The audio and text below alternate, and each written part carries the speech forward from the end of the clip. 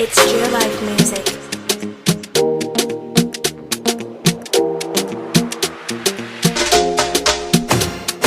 Let me tell you a little secret. If you don't know how to cook, and the best recipes that you will need to make your food taste yummy for everyone.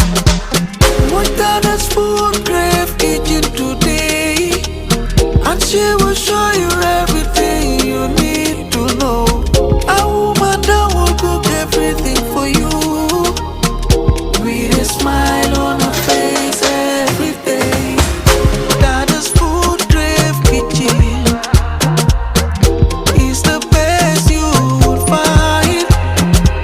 With Dada's FoodCrave kitchen, you can cook anything.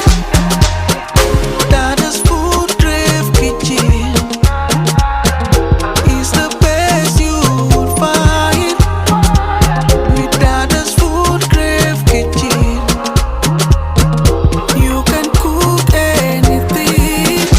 If you taste Dada's food, you will bite your fingers. Can you smell the aroma? All she wants is just to help you have a happy home. Cook every meal for everyone.